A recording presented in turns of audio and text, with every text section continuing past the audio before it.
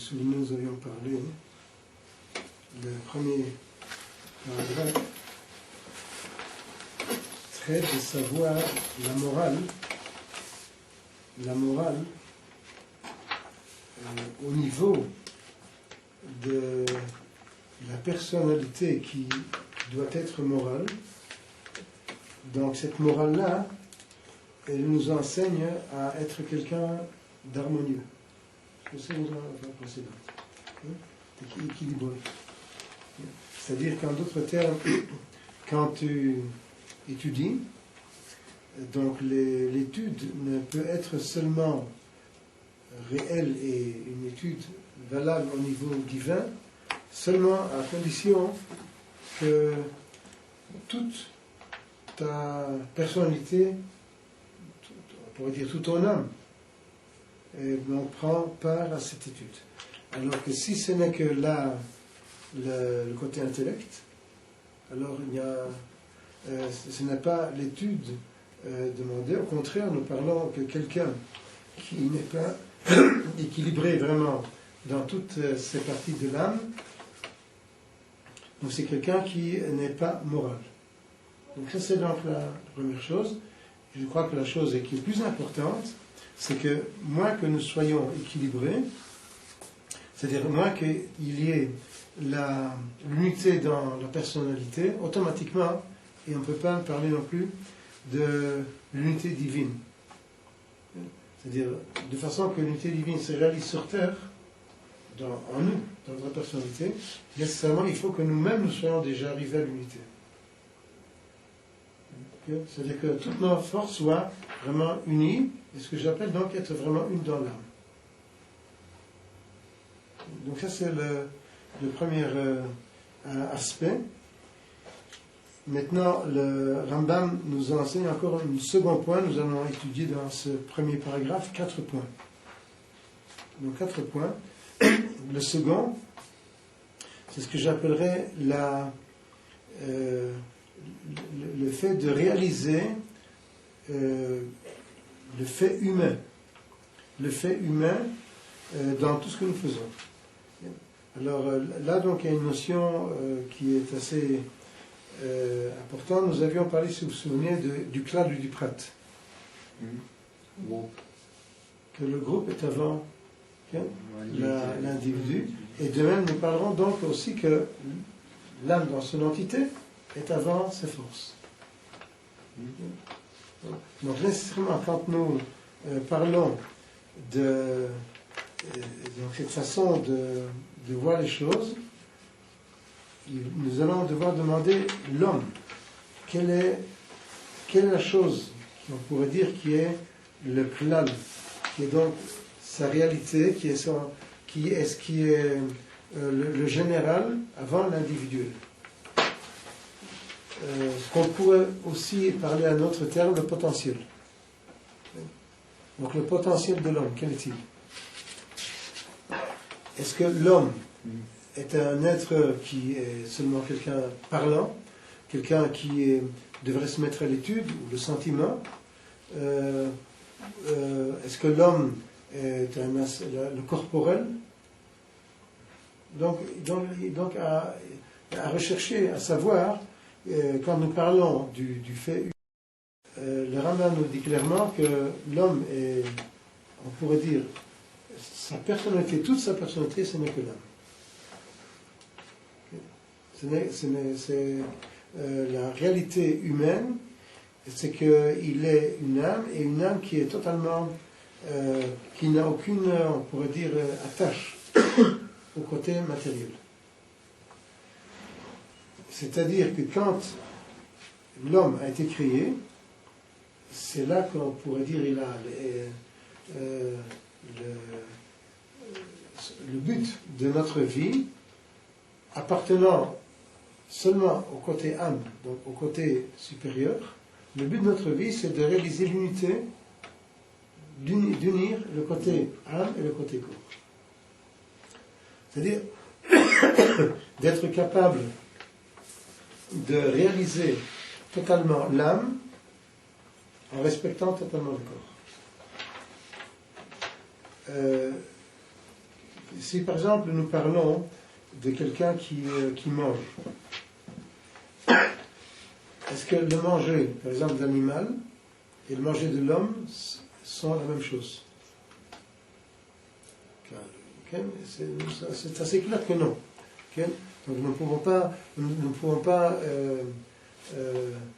pouvons jamais oublier que le côté général de l'homme étant l'âme, donc nécessairement, quand nous faisons une action, quelle qu'elle soit, toujours doit apparaître ce côté qui est l'essentiel de l'homme. Donc ce qu'on appellera l'âme. Si on parlerait, par exemple, du corps, de la peau, des os, des molécules, etc., de notre corps, là aussi, les savants, dans leur microscope, dans leur recherche, ne sont pas capables de déceler l'âme. Okay? Alors que nous, disons, c'est une partie, c'est ça la réalité de l'homme. Donc, d'abord, il est l'âme, donc c'est un autre corps. Donc, c'est ce qu'il dit ainsi, donc, au deuxième paragraphe. Donc, un être moral, c'est seulement quelqu'un qui va être capable d'être fidèle à sa façon d'être au niveau de l'âme, à ses lois de l'âme, dans le corps. C'est assez clair? Le Rambam dit que la personne, c'est juste la concrétisation de son âme. C'est ça? Comment on peut expliquer si on a tous le même âme? En Israël, c'est une Neshama, qu'on ne peut pas avoir des Rechaim, c'est-à-dire qu'elle a une partie d'une âme différente. Alors, mais c'est pas la même âme quand même. C'est la même âme ou pas la même âme? C'est ça la question. Ah, c'est la question, non, c'est pas la même. C'est pas la même âme, mais elle vient du même Shoresh, de la même chose. L'unité infinie divine se réalise dans une infinité de réalités limitées. Quand nous parlons d'Israël, alors le fait que nous sommes tous Israël, c'est une même âme. Okay? Seulement, elle se réalise de façon, chacun a d'autres visages, d'autres empreintes digitales, etc. C'est-à-dire qu'on peut être Shalem sans qu'un Israël soit Shalem. Quelqu'un peut être. J'ai compris les mots. Oui, parce que quelqu'un peut être Shalem, quelqu'un peut travailler sur son âme sans travailler sur l'âme d'un Israël. C'est pas qu'il ne va pas essayer. Non, c'est pas notre sujet. Oui, non, ici le Rambam ne parle pas du peuple d'Israël. Le Rambam parle ici seulement de l'individualité. C'est-à-dire, quand nous parlons de morale, on a parlé cela tout à fait au début, que la morale qui s'occupe donc des vertus, elle s'occupe de développer notre personnalité individuelle. Alors que les mitzvot, c'est la façon de se conduire du peuple. Donc, les vertus de la morale vont amener l'être à être tahor, je dirais pur. Alors que les mitzvot, qui sont la façon de se conduire d'être un juif, c'est par exemple mettre les tefilines, c'est car j'appartiens au peuple d'Israël, je respecte le Shabbat, car individuellement, personne ne respecterait le Shabbat s'il n'était des juifs. Oui, parce que la dernière fois on avait posé comme question sur Moshe Rabbeinu et Moshe Rabbeinu, parce que tout le temps en Israël, il s'est sanctifié. Mais d'après ce qu'on dit que l'âme, chacun il a son âme personnelle. C'est-à-dire qu'il peut être Moshe Rabbeinu sans qu'Am Israël devienne Moshe Rabbeinu. C'est-à-dire que sans Am Israël grandit, c'est-à-dire qu'il peut il peut lui-même être complet sans qu'Am Israël soit complet. Mais l'autre cours, vous avez dit comme quoi que c'est Am Israël. Encore une fois, il faut que je te réponde. Tu parles du peuple d'Israël, c'est pas notre sujet. Quand on parle du peuple d'Israël, c'est une chose qui est innée, naturelle, qui dépend de la mère et qui ne dépend pas de notre libre arbitre. Donc à ce niveau-là, Yeshayahu va dire, au niveau du peuple d'Israël, Va'amer kulam tzadikim. C'est-à-dire le côté de Shama, donc de l'âme du peuple qui est en nous, on ne peut y toucher. Ni en bien, ni en mal. Le libre arbitre n'a pouvoir que sur l'individu. Ce qu'on appelle, pour être plus précis, nefesh et ruach. Donc, nefesh serait le côté de vie donné par Dieu à l'individu au niveau corporel. Ruach, c'est le côté donné par Dieu, de vie donnée à Dieu, à l'homme, au niveau qu'il a la pensée et la parole. Et Neshama, c'est le côté de vie donné à Dieu d'un homme qui appartient à un peuple. Le contrôle, ça s'appelle l'individu. Alors, notre contrôle, c'est seulement sur le nefesh et le ruach, au niveau individuel. Okay. C'est au niveau de la pensée rationnelle et de la parole, et au niveau des actes, ruach et nefesh. Alors que Neshama ne dépend pas du tout de nous, et à ce niveau-là, nous disons Ve'amer kulam tzadikim. Donc, Yeshaou dit, le peuple d'Israël, tous sont des tzadikim au niveau de l'Neshama. Pas au niveau de la réalisation individuelle. Au niveau de la réalisation individuelle, là, nous avons sans cesse à s'améliorer. Hein? Pour les peuples extérieurs. Non, je parle d'Israël. C'est pas mon sujet. Je parle d'Israël. Okay. Nous allons, Donc, alors, à ce niveau-là, nous disons que redresser les vertus, alors là, c'est vraiment le travail que nous avons à faire sur nous-mêmes. Redresser les vertus. Donc, tu sais aussi, donc Rambam dit au 2e paragraphe, que le redressement des mœurs, des vertus, des mœurs, n'est pas autre chose que le traitement de l'âme, ses facultés. Donc là, nous avons déjà une vérité qui est fondamentale, qui va être en fin de compte, on pourrait dire, le but de tout ce petit livret, le redressement des mœurs. Alors, si vous vous souvenez, nous avions dit que midot, le mot midot a 2 sens. Midot, mida veut dire mesure, mais le mot mida veut aussi dire habit. Madim, l'uniforme militaire s'appelle madim. Ou le Kohen, il avait mis des battes. Il avait donc des vêtements, donc dans toi, on emploie le mot madim. Mida, c'est pas qualité aussi. Hein? C'est pas qualité aussi. Mida, c'est mesure. Et donc, puisque tu arrives à la bonne mesure, donc on appelle ça une qualité. Chatness, Okay? Donc le vêtement, c'est le madim. À l'autre terme, quand nous parlons de la force de l'âme qui est en nous, la force de vie qui est en nous, nous ne pouvons pas, nous n'avons aucune, on pourrait dire, contrôle sur elle, sauf la faire se réaliser ou l'empêcher de se réaliser. Okay? C'est-à-dire, le divin nous est donné, Dieu nous donne vie, ce qu'on appelle j'ai une âme, j'ai un nefesh. Maintenant, il dépend de moi de lui donner libre cours, de le laisser se réaliser, qu'elle va arriver comme on dit dans la Torah, dans le sang, et donner vie à toutes les parties du corps. Alors cela dépend des midot. Donc on pourrait dire ainsi, comme exemple, quand je répands l'eau, elle n'a pas de limite, elle n'a pas de forme. Si je mets l'eau dans la bouteille, elle va prendre la forme de la bouteille. Okay? Donc de même l'âme n'a pas de dimension, l'âme n'a pas de mesure. Okay? Quand elle va se réaliser dans le corps, elle va prendre l'habit du corps. Donc on pourrait dire que le corps c'est comme l'habit de l'âme. Nous disons que donc quand nous allons former les mesures de notre corps, à ce moment-là, ça va servir d'habit à l'âme. Si l'habit est trop serré ou trop large, alors de même que l'habit qui va habiller le corps va être l'empêchement pour agir, au contraire, va être l'habit, l'uniforme qu'il faut pour le soldat ou l'habit qui convient à chaque travail, il va le trouver. Okay? Et donc, quand le corps va faire son acte, il passe par l'habit. L'habit, c'est la concrétiser. Okay? Il passe donc par l'habit. Donc il y a le corps, l'habit et l'acte.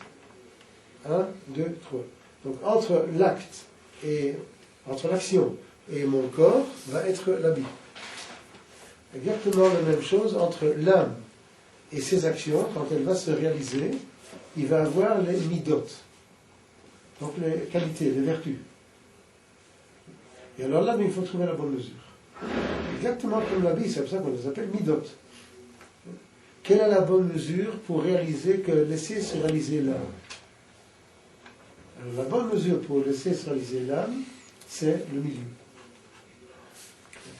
C'est-à-dire, nous devons arriver à que toutes nos mœurs, qu'ils appellent donc les qualités d'âme, soient équilibrées. Comme exemple, ne pas être avare, ni ne pas être prodigue. Donc, les deux, la prodigalité et l'avarice, sont des défauts. Il faut être généreux. C'est-à-dire, il ne faut pas tout donner, prodigalité, il ne faut pas tout garder pour soi, avarice. Il faut être généreux. De même, il ne faut pas être sans aucune estime de soi-même, ni être orgueilleux. Il faut être humble, modeste. Okay? C'est-à-dire, toute chose, pas de le trop de joie, et pas de se déverser dans la mélancolie. Il faut être dans ce qu'on appelle la simcha, je ne sais pas comment traduire en français. Okay? Donc nous devons toujours, dans toutes nos mœurs, dans toutes nos qualités, nous devons arriver à ce qui est le milieu. Alors seulement, cet habit ne sera pas trop serré, et ne sera pas trop large, et il permettra à l'âme de pouvoir se réaliser. Quelqu'un qui, ses vertus sont bien équilibrées, comme donc il dit, redresser ses mœurs, c'est les équilibrer, il permettra donc son âme de lui donner vitalité entière. La question maintenant à poser, pourquoi le milieu est la bonne mesure? Parce que le milieu, il est bien que juste pour si quelqu'un il garde le bon milieu, est-ce qu'à un moment qu'il peut se serrer mais dans le bon sens? Je me demande pourquoi de prime abord le milieu c'est la bonne mesure, c'est la vie qui va convenir au fait que l'âme se réalise. Donc, il semblerait être que je suis en train de dire que l'âme est au milieu. Alors, nous avons dit que l'âme n'a pas de mesure, n'a pas de dimension. C'est une force infinie divine. Elle prend la forme. Hein? Elle prend la forme. Elle prend la forme. Pourquoi elle ne prend la forme qui lui convienne seulement quand les vertus sont du milieu? Donc il semble être qu'elle a une mesure. Nous disons ainsi, c'est que quand le divin apparaît sur terre, donc il y a ici une réalité divine qui donne vie au corps, aux plantes, aux animaux. Quand il apparaît sur terre, comme Dieu est infini, il apparaît donc sur terre dans le monde fini, dans le monde des dimensions, et il est d'égale distance, il appartient à tous de même façon, puisqu'il est infini. Il n'est pas plus ici que là-bas. Sinon, c'est comme si tu disais que le divin est fini. Il n'est que là-bas, il n'est pas là-bas. Dans le monde des dimensions, quel est le point qui est de même distance de tous les autres? Le centre. Le centre. Le milieu. D'accord? C'est-à-dire que quand nous avons parlé dans nos livres que quelqu'un veut déceler, veut trouver, veut déceler le divin, la table de l'animal, de l'homme, il doit être capable de savoir trouver où est le milieu de cette chose. Alors là sera le côté divin, vital, qui lui donne possibilité de vivre. Comme l'homme est à l'image de Dieu, c'est-à-dire que l'âme divine qui est en nous est collective, ça veut dire être à l'image de Dieu, nous avons une certaine ressemblance au divin, de même que le divin appartient à tout, puisque c'est lui qui donne vie à toute chose, il est l'origine et la source de toute chose, donc on peut dire qu'il appartient à tout, ainsi l'homme est à l'image de Dieu. En d'autres termes, dans nos livres, c'est écrit que l'homme est un monde en petit. Donc la loi qui doit diriger l'homme, c'est ce verset qui dit clairement tu aimeras ton prochain comme toi-même. Ça, c'est la loi fondamentale qui doit diriger nos mœurs. L'amour de toute chose. C'est-à-dire que si tu vois quelqu'un mal, tu dois avoir mal. Donc, tu as le monde et les autres vraiment en toi, c'est une réalité. À tel point que tout te concerne. Tu es concerné par toute chose. Alors à ce niveau-là, de même que le divin, c'est la sur terre, il appartient à toute créature. Donc, du point de vue physique, il apparaît au milieu de la chose. De même, l'âme humaine, quand elle se réalise, elle appartient seulement au milieu. Elle se réalise seulement au centre de nos vertus. Et quand Ça c'est clair? Et comment on peut expliquer le bien à l'extrême? Ça n'existe pas nous, mais les Tzemkim qui donnaient trop. Non, c'est une erreur. Mais ça existe. C'est une erreur. C'est une erreur. Ce que tu demandes, c'est une erreur. Ça n'existe pas du bien à l'extrême. C'est-à-dire, tout extrémiste est mal. Toute exagération est mauvaise, au niveau des qualités. Je parle au niveau des vertus. C'est-à-dire que le divin, nous, étant l'image de Dieu, nous devons nous conduire de même que le divin se réalise sur terre au milieu. Ainsi, nous devons continuer le divin, étant hommes qui avons la possibilité de le réaliser, de réaliser ce divin, donc au milieu. Donc, si tu vois quelqu'un qui est exagéré, tu sais qu'il a un problème. Oui, je veux dire, c'est pas moi. Non, tu te trompes. Vois tes sources, amène-moi la semaine prochaine une source et montre-moi qu'il y a une source quelconque de la Torah qui dise que tzaddik c'est quelqu'un qui va à l'extrême. Cela, c'est peut-être que les goïms le trouvent chez les goïms, c'est possible. Puisque eux, ils dénient toute divinité, toute apparition de sainteté au corps. Au contraire, ils disent c'est Satan, il faut abandonner le corps, il ne faut pas se marier, il faut abandonner le social. Bon, alors à ce niveau-là, ils sont seulement spirituels. Ça arrive aussi dans le Alors cas cela d'Israël. est contre toute la Torah. Ça arrive dans le cas d'Israël comme Moshe. Est-ce que notre âme peut se dévoiler autrement qu'elle n'est? Je ne comprends pas. Est-ce que notre âme, elle se... Non, mais j'ai entendu les mots, je comprends pas. Est-ce qu'on peut se tromper dans le dévoilement de notre âme? Dans la façon de lui permettre de se dévoiler. Voilà, en étant pas en ne trouvant pas le milieu de nos... Okay. Voilà, c'est ce que Rambam dit. Okay. C'est que du moment où que l'homme ne veut pas être au milieu, okay, dès ce moment-là, c'est comme s'il fermait, il ne permettait pas l'apparition de l'homme. Donc, c'est pas ce qui se trompe.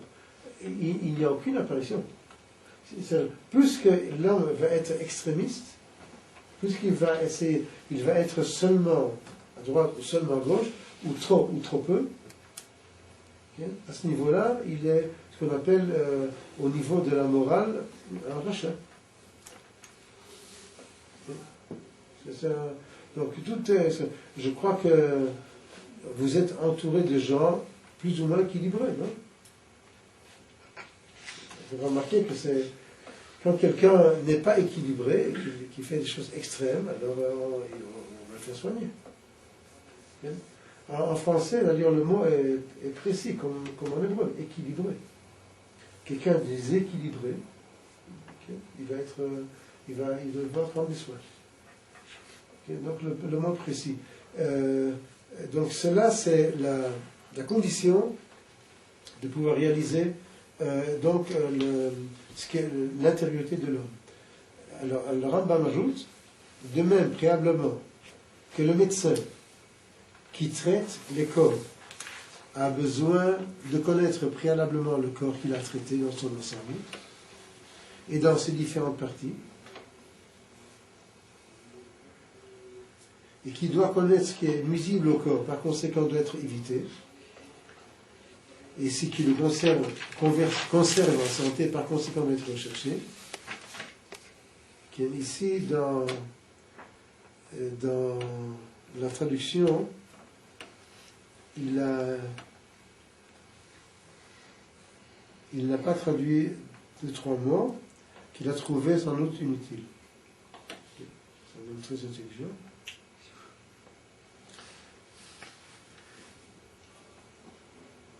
Rambam dans l'hébreu, Rambam écrit, c'est là en arabe, mais dans la traduction hébraïque, là il est marqué, de même que le médecin qui traite les corps a besoin de connaître préalablement le corps, qu'il a traité dans son ensemble, dans ses parties.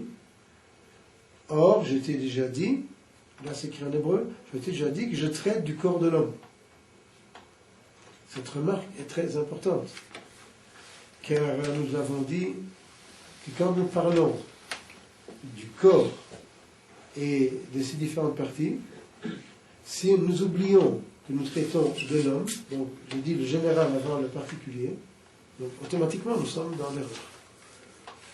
C'est-à-dire, il faut que nous soyons capables de connaître d'abord le général. Donc, ici, nous traitons du corps humain, car il y a une âme, donc le côté donc, qui est le côté général de l'homme qui est l'âme, doit nécessairement être pris en considération pour connaître ces différentes parties. Sans cela, nous ne pouvons arriver à rien. Et donc, pour soit traiter du corps, il doit connaître ce qui est nuisible au corps, par conséquent de l'activité, ce qu'il conserve en santé, par conséquent d'être recherché, ainsi de même, celui qui veut guérir l'âme et redresser les mœurs doit connaître l'âme dans son ensemble, dans ses parties, ce qui la rend malade, ce qui la conserve en santé. Alors donc là, le Rambam va nous parler donc de 5 parties de l'âme. Je dis donc que les parties de l'âme sont au nombre de 5. La nutritive, la sensible, l'imaginative, c'est assez mal traduit,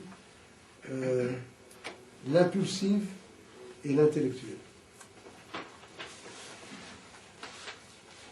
Donc ça, ce sont les 5 parties, les 5 fonctions de l'âme que nous allons étudier un peu plus loin, l'une après l'autre. Mais d'abord, Rambam nous dit, encore une fois ce que je viens de nous expliquer qui est primordial, que nous devons toujours garder le sens général de toute la personnalité humaine. C'est ce que je voulais dire par rapport à ça. C'est peut-être le juste milieu de quelqu'un, hein, peut être plus à l'extrême par rapport à quelqu'un d'autre. C'est d'accord. Chacun a un autre milieu, puisque nous sommes d'autres personnalités. Tout à fait raison. Alors Tu as tout à fait raison, mais dans toujours le milieu. C'est une quête, donc, par rapport à l'autre, ça ne nous intéresse pas, car c'est la santé de l'autre, c'est pas la sienne. Donc chacun doit voir son milieu, tu as raison. Ça veut dire que la halakha, c'est bien parce que c'est klali, mais la halakha, qui est les midot, qui est les mesures, mais si quelqu'un il peut faire plus, il doit savoir qu'il peut faire plus, c'est-à-dire il doit connaître sa neshama. Non, c'est pas plus. C'est pas plus. La halakha dans le livre, comme tu viens de dire, ne peut concerner que le général de nous tous, ce qui nous est commun. Donc on va pouvoir nous dire, la règle est que tous doivent vivre au milieu. Okay? Alors, nous sommes dans un monde limité. Okay? Nous sommes dans le monde de l'extrême. Nous sommes, quelque part, nous ne sommes pas tout. Okay? Donc nous devons être capables de trouver notre milieu personnel. Il y a toujours un milieu. Donc, la règle générale est bonne pour tous. Mais tu as raison que chacun a notre personnalité, d'autres milieux.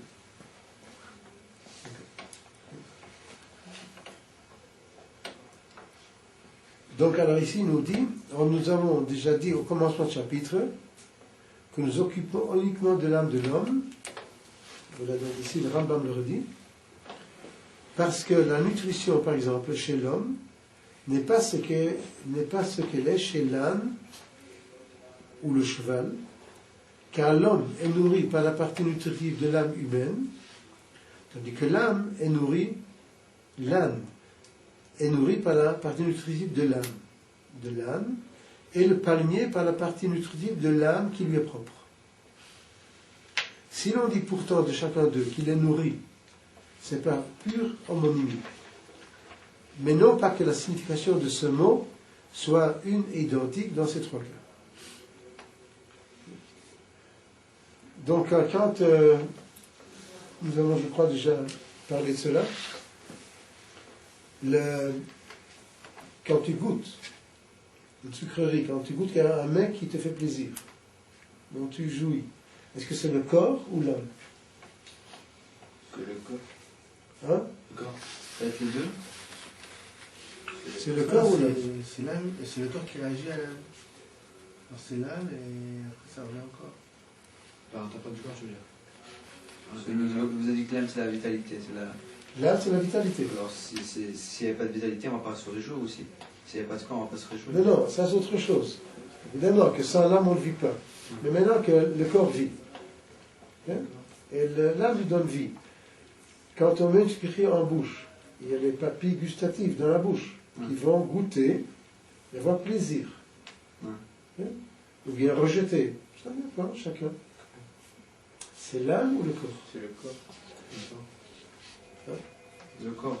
Si vous mettez la sucrerie dans la bouche de quelqu'un qui dort, il aura plaisir? C'est ça, ouais. Non, Non.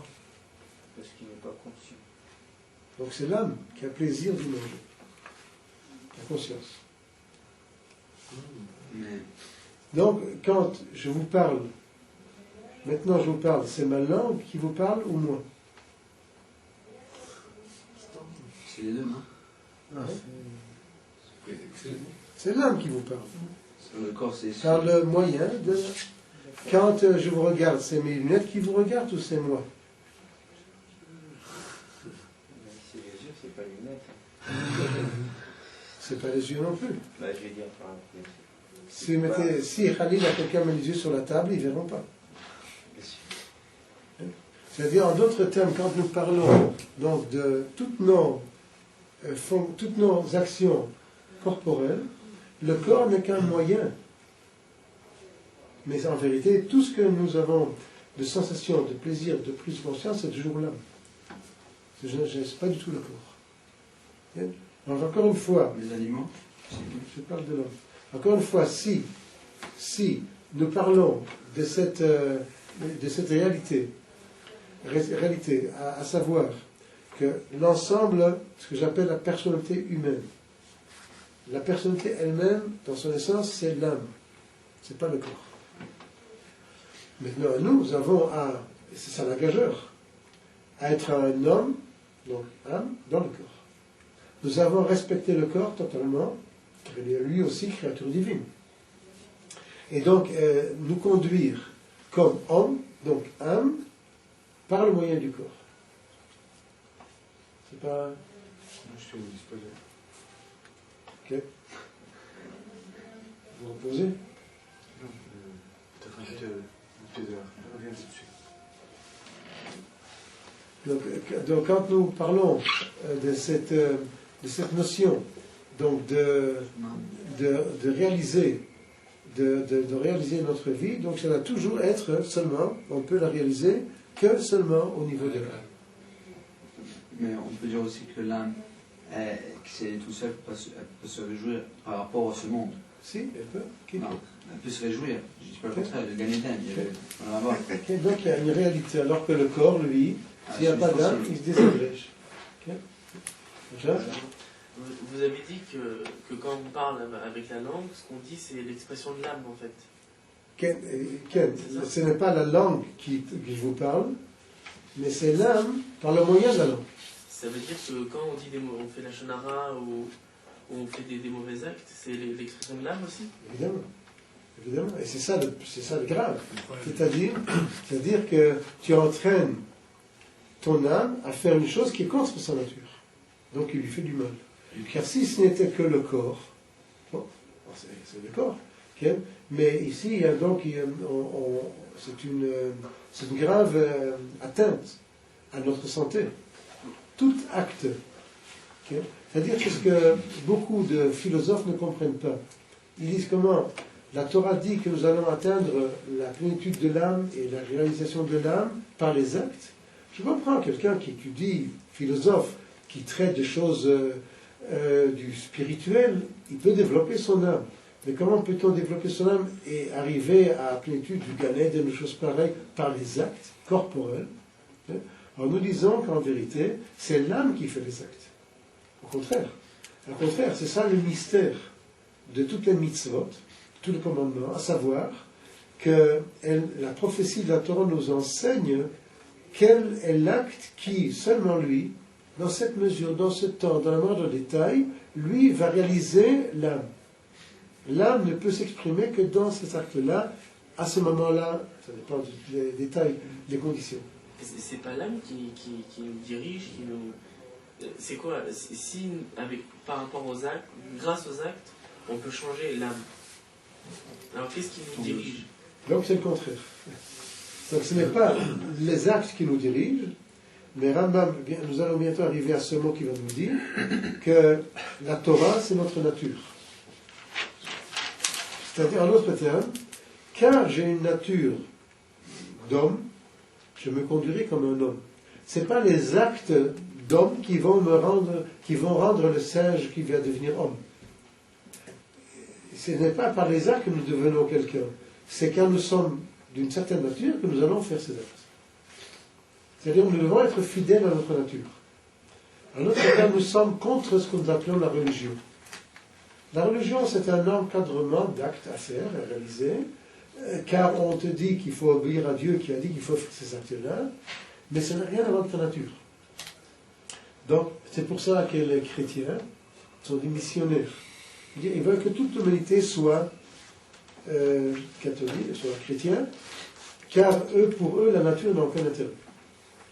Donc, nous allons dire à un juif, conduis-toi comme un juif, un japonais respecte ta Torah, nous allons dire au chat, conduis-toi d'après ta Torah.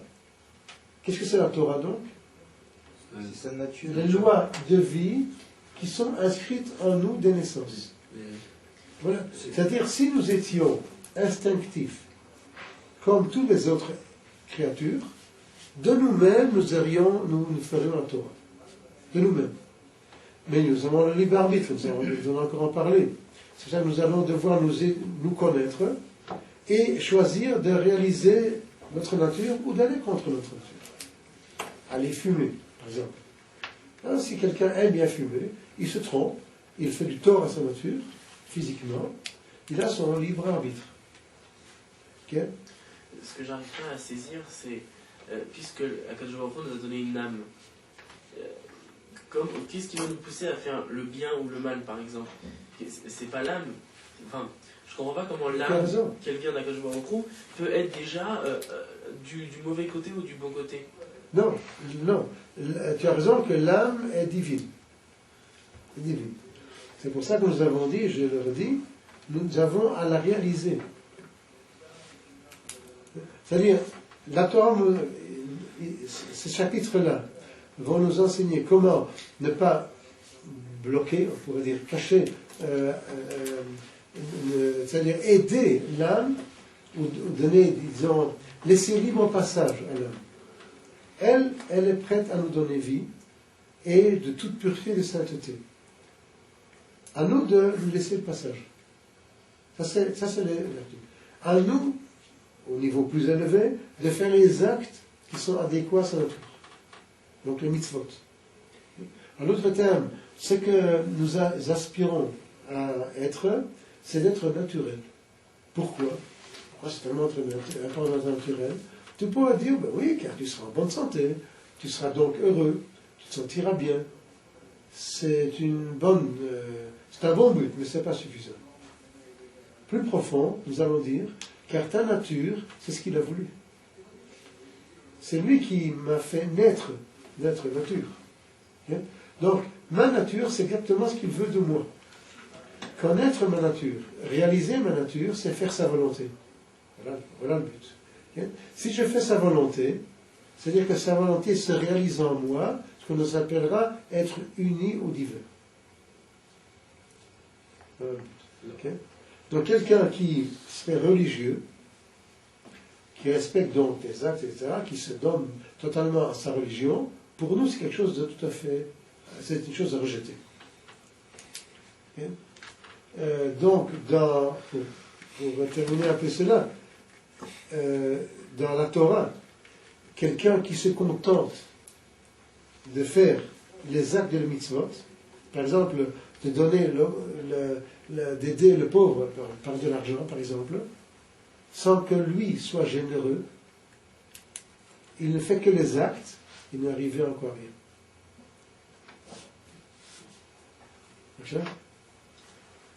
Vous avez dit comme quoi que le corps il représente, il doit faire la nature de son âme.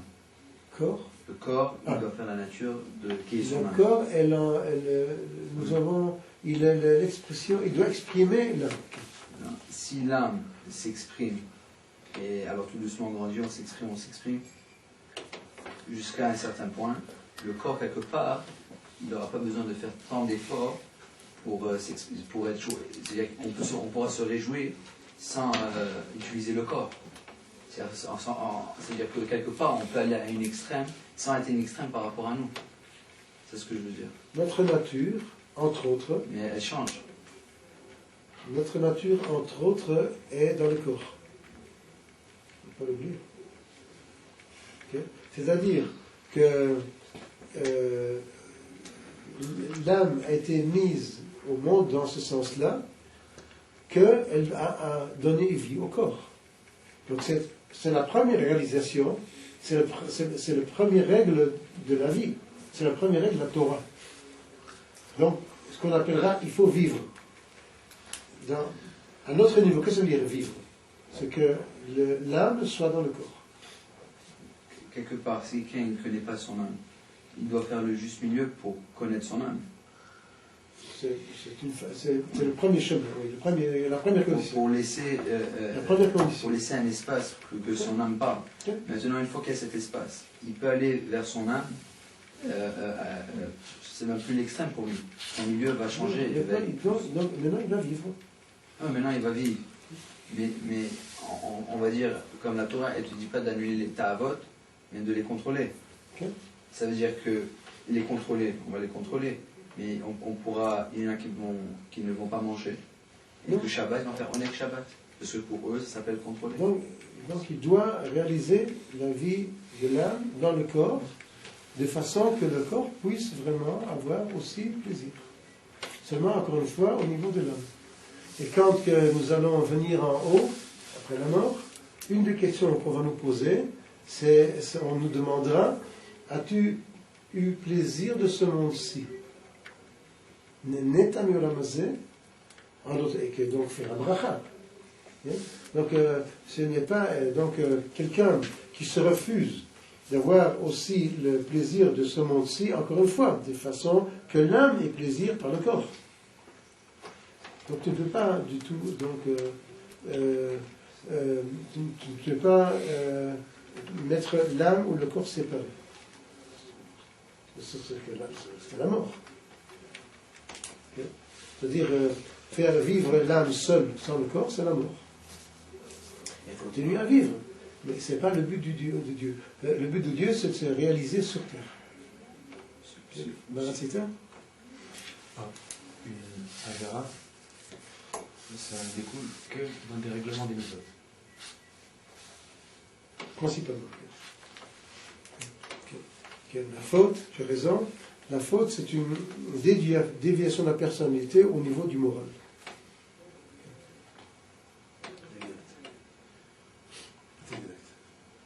Donc nous avons à réaliser donc par Dieu le plus possible ce que nous allons faire. Et comme nous avons déjà dit que ce que nous prenons comme nourriture, et là, donc le plaisir de manger, c'est au niveau de la conscience de l'âme.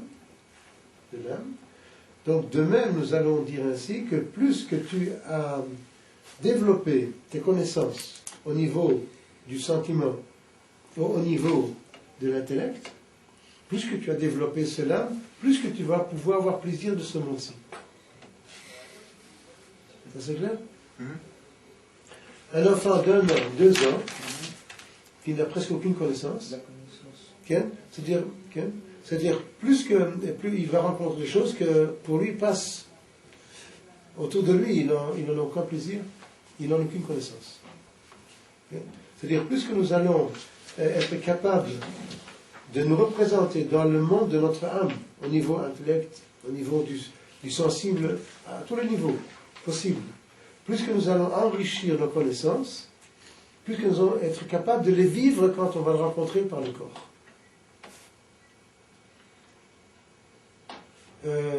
Si vous n'y connaissez rien à la musique, vous allez entendre une très belle musique, ça ne vous sensibilise pas du tout. Quand vous allez vers une façade d'un bâtiment, si vous n'êtes pas un architecte, vous n'avez rien à voir. L'architecte lui va dire, ah là, il y a un défaut. Là, il a réussi à régler un problème. Ou bien ici, il a un très beau dessin. Tout ça, moi, je ne le connais pas, je ne le vois pas. Mes yeux ne le voient pas. Car ce que je vois, c'est seulement la chose qui, pour moi, m'est connue. Et à ce niveau-là, je peux la connaître, la voir. Et il y a même plus. La psychologie nous enseigne que quand quelqu'un a en haine l'autre, il vient à sa rencontre, il ne le voit pas. C'est-à-dire, il y a un rejet total. Un rejet. Quand il y a la haine, il rejette l'autre. Donc, c'est-à-dire que la notion même de tous nos sens et de toute la réalisation que nous avons avec le physique, c'est toujours là. Au contraire, c'est quelqu'un qui aime tellement Hachem, il doit juste recevoir, sans exister. La manière qu'il rejette, parce qu'il a la haine, s'il aime tellement... Aimer l'autre. Oui, mais d'autres, je parle par rapport à Akadosh Baruch Hu. Si quelqu'un aime tellement Akadosh Baruch Hu, alors quelque part, c'est pas qu'il va le rejeter, il va tellement l'accepter qu'il ne va plus avoir de place ici. Je ne vois pas ce que tu vas venir. Nous parlons ici, encore une fois, de la réalité qui nous entoure, qui est corporelle, qui est au niveau des sens. Alors, toute l'appréhension que nous avons de ce qui nous entoure, c'est toujours par là. Ce n'est que là. Et donc, à ce niveau-là, il est vrai qu'il semble être que quand l'homme mange, c'est comme si un animal mangeait aussi, c'est la même chose.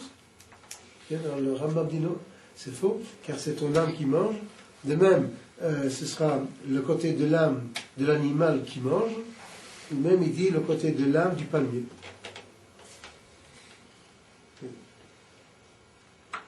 Peut-être encore un paragraphe, ce n'est que le lire pour terminer, il se fait taire. De même, on dit de l'homme et de l'animal qu'ils sont sensibles par pure homonymie. Non pas que la faculté de sentir qui est chez l'homme ressemble à celle qui existe chez l'animal, ni que celle qui existe dans telle espèce soit essentiellement la même que telle qui est dans telle autre espèce. Chaque espèce d'être animé a une âme propre, différente de l'âme de l'autre espèce. Voilà ici, ils disent ce que nous avons dit tout à l'heure. Et d'une âme découlent tels actes. Okay? Donc ce n'est pas les actes qui font l'âme, okay? Mais c'est car j'ai une telle nature, une telle âme, c'est pour ça que je vais agir de telle façon. Et de l'autre en découle d'autres. Okay? Et comme un acte peut ressembler à l'autre, on s'imagine que les actes sont une seule et même chose, alors qu'il n'en est pas ainsi. Donc après, il va encore terminer cela, mais je crois qu'on va arrêter ici.